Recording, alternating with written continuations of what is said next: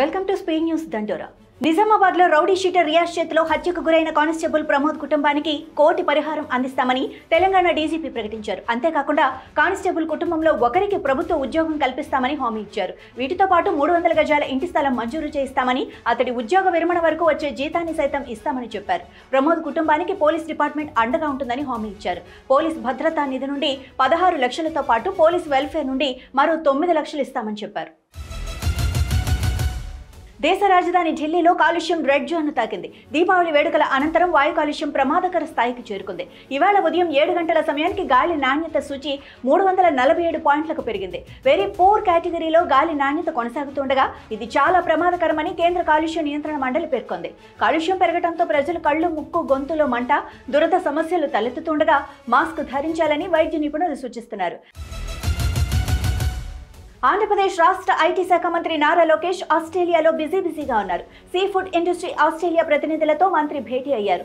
సముద్ర ఉత్పత్తుల ఎగుమతిలో ఆంధ్రప్రదేశ్ అగ్రగామిగా ఉందని, దేశం మొత్తం మీద ఆక్వా ఉత్పత్తుల ఎగుమతిలో ఏపీ 60% పైగా వాటాను కలిగి ఉందన్నారు. 2024-25లో $7.4 బిలియన్ విలువైన 16.98 మిలియన్ టన్నుల ఆక్వా ఉత్పత్తులు ఏపీ నుంచి విదేశాలకు ఎగుమతి అయ్యాయని, ప్రపంచవ్యాప్తంగా ఉన్న కొనుగోలుదారులతో ఆంధ్రప్రదేశ్ సముద్ర ఉత్పత్తుల ఎగుమతిదారులను అనుసంధానించేందుకు ట్రేడ్ మిషన్లు, నెట్వర్కింగ్ కార్యక్రమాలను చేపట్టాలని కోరారు. ఉద్యోగులు, పెన్షన్లకు దీపావళి కానుకగా ఏపీ రాష్ట్ర ప్రభుత్వం అమల్లోకి తెచ్చింది. ఉద్యోగులకు డీఏ మంజూరు చేస్తూ ఉత్తర్వులు జారీ చేసింది. 2024 జనవరి 1 నుంచి డీఏ అలవెన్స్ ను 3.64% పెంచుతూ ఆదేశాలు ఇచ్చింది. డీఏ పెంపు 2024 జనవరి 1 నుంచి అమల్లోకి వస్తుందని పేర్కొంది. రెగ్యులర్ ఉద్యోగుల వేతనంలో ఇప్పటి వరకు డీఏ శాతం 33.67 ఉండగా అది 37.31% పెరగనుంది. పెరిగిన డీఏతో పాటు సంబంధిత బకాయి కూడా త్వరలోనే విడుదల చేస్తామని ఏపీ ఆర్థిక శాఖ ప్రకటించింది. కాగా ఏపీలోని ప్రభుత్వ ఉద్యోగులకు 4 డీఏలు పెండింగ్ లో ఉండగా వీటిలో 1 డీఏని ఇవ్వడానికి సీఎం నిర్ణయం తీసుకున్నారు. అమెరికా అధ్యక్షుడు డొనాల్డ్ ట్రంప్ మరోసారి సుంకాల బెదిరింపులకు దిగారు. రష్యాతో చమురు వ్యాపారం ముగించకుంటే భారత్ భారీగా సుంకాలు చెల్లించాల్సి వస్తుందన్న ట్రంప్ తాజాగా చైనాను హెచ్చరించారు. నవంబర్ 1వ తేదీలోగా అమెరికాతో న్యాయమైన వాణిజ్య ఒప్పందం కుదుర్చుకోకపోతే బీజింగ్ పై సుంకాలు 155% పెంచుతానంటూ వార్నింగ్ ఇచ్చారు. చైనాకు అమెరికాపై అపార గౌరవం ఉందని, అందుకే ఎక్కువ టారిఫ్లు చెల్లిస్తుందని వ్యంగ్యాస్త్రాలు సంధించారు. అయితే చైనా పరస్పర రాయితీలు ఇస్తే సుంకాలను తగ్గించడానికి సిద్ధంగా ఉన్నానని చెప్పారు. జూబ్లీహిల్స్ ఉప ఎన్నిక నామినేషన్ల దాఖలు ప్రక్రియ ఈ రోజుతో ముగియనుండగా మధ్యాహ్నం 3 గంటల వరకు నామినేషన్లు స్వీకరించనున్నట్లు రిటర్నింగ్ ఆఫీసర్ తెలిపారు. చివరి రోజు కావడంతో భారీగా నామినేషన్లు దాఖలయ్యే అవకాశం ఉందని అధికారులు అంచనా వేస్తున్నారు. ఇప్పటి వరకు మొత్తం 94 మంది అభ్యర్థులు 127 సెట్ల నామినేషన్లు దాఖలు చేశారు. కాంగ్రెస్ తరపున నవీన్ యాదవ్ 2 సెట్ల నామినేషన్లు వేయగా, బీఆర్ఎస్ నుంచి మాగంటి సునీత 3 సెట్ల నామినేషన్లు దాఖలు చేశారు. అదే పార్టీ నుంచి P Vishnuvardhan Reddy dummy nomination వేశారు. ఆంధ్రప్రదేశ్ రాష్ట్ర ముఖ్యమంత్రి నారా చంద్రబాబు నాయుడు మరోసారి విదేశీ పర్యటనకు రెడీ అయ్యారు. ఈ రోజు నుంచి దుబాయ్, అబుదాబి, యూఏఈలో పర్యటించనున్నారు. నవంబర్లో విశాఖపట్నంలో జరిగే భాగస్వామ్య సదస్సుకు విదేశీ పెట్టుబడులను ఆహ్వానించేందుకు ఆయా దేశాల్లో పర్యటించబోతున్నారు.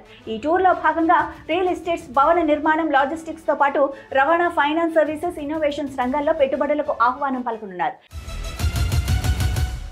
బంగాళాఖాతంలో ఉపరితల ఆవర్తనం కొనసాగుతూ ఉండగా నేడు మరో అల్పపీడనం ఏర్పడే అవకాశం ఉందని వాతావరణ శాఖ వెల్లడించింది. పశ్చిమ వాయుగుండంగా బలపడే అవకాశం ఉందని, ఏపీలో వారం రోజుల పాటు భారీ వర్షాలు కురిసే అవకాశం ఉందని పేర్కొంది. దక్షిణ కోస్తా, రాయలసీమలో పలు చోట్ల భారీ వర్షాలు కురిసే అవకాశం ఉందని తెలిపింది. రేపటి నుంచి 3 రోజుల పాటు భారీ నుంచి అతి భారీ వర్షాలు కురిసే అవకాశం ఉందని, మత్స్యకారులు వేటకు వెళ్లరాదని వాతావరణ శాఖ హెచ్చరికలు జారీ చేసింది. వాయుగుండం ప్రభావం పెరిగే కొద్దీ వర్షాల తీవ్రత కూడా పెరగవచ్చని తెలిపింది.